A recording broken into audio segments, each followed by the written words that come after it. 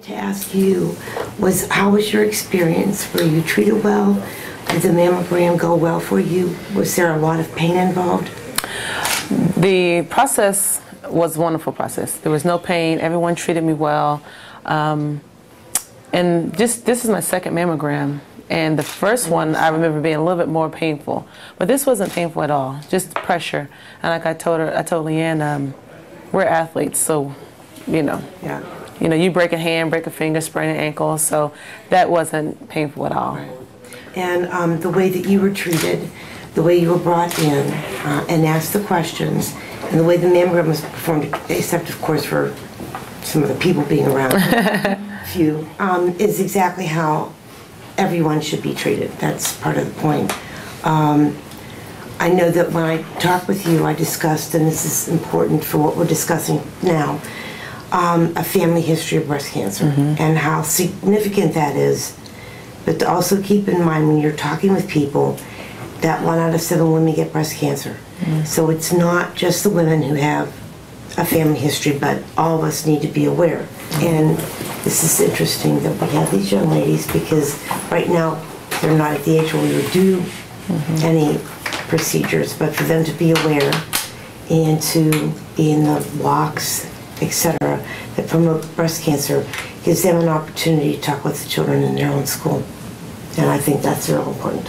Well, I did have, after you left, I did have a question. I didn't want to talk in front of the cameras, but since they're not, Ms. teasing. One of the questions, I was kind of confused when you were telling me that every 6 months, MRI or the other procedure. There are certain high-risk clinics in the country that will do that. But I don't need to get No. Okay.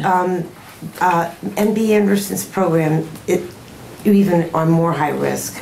It would be, you know, your mother, 2 maternal aunts, your mother, your sister, your maternal grandmother. Okay. So that's why they always ask you every time you go in, is there a history? And sometimes I answered that, but in a year somebody else can in the family. Okay. And the major centers, what they'll do is they'll up your risk category. Okay. And to get to high enough risk, what they will do is actually alternate every 6 months. Okay. You are not at that point yet. Okay. So basically what I need to do now is get an MRI. Right. And then a year from now, do another mammogram and an MRI? I think what will depend then is how the mammogram looks. Okay. My guess is that your breasts will still be as dense as they are now. Okay. And then the answer will be yes. Okay. Put you at low risk.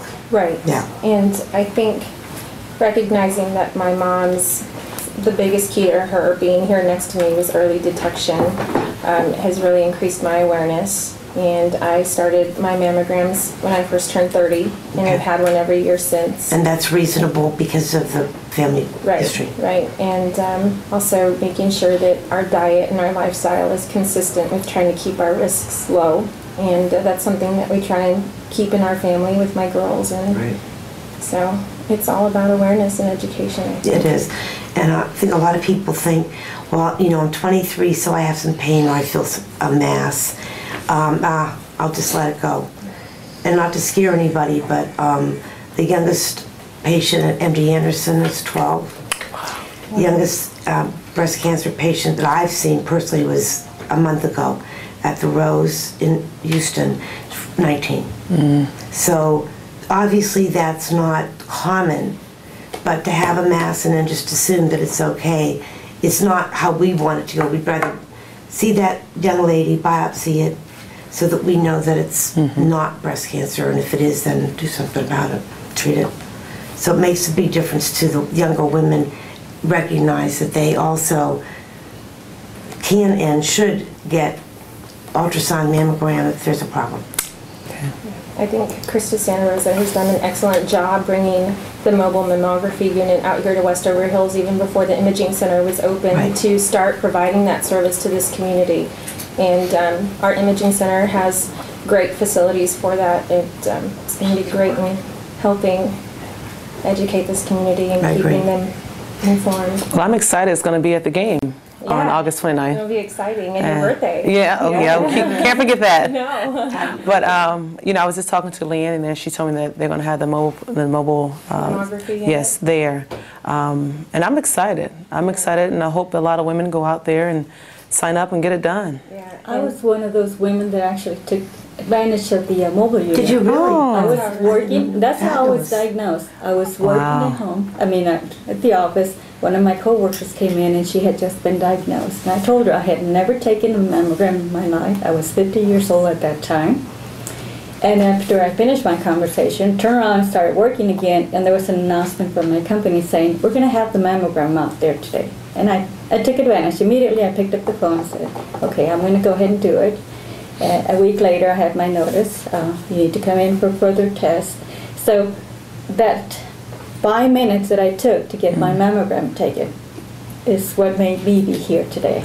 So I hope that during the game, a lot of the women do an intermission or come on early so you can have your test taken. It will make a great deal of difference. And that was your initial mammogram. That was your my first- baseline examination. Wow. That's exactly right. That was my baseline examination. Wow. Well, of course, August 29th is Breast Cancer Awareness Night, of course, and so I think we get to wear pink jerseys. Of course. I know. And then we auction them off after, and so I'm not sure who we donate the money to. I think it's spread out, but I know that the WNBA and San Antonio Silver Stars is a big supporter of breast cancer awareness, and we do raise money for that. So and it's fun. The auction we did last year, the auction was fun. We had I don't know what the guy's called when they come and do the bidding.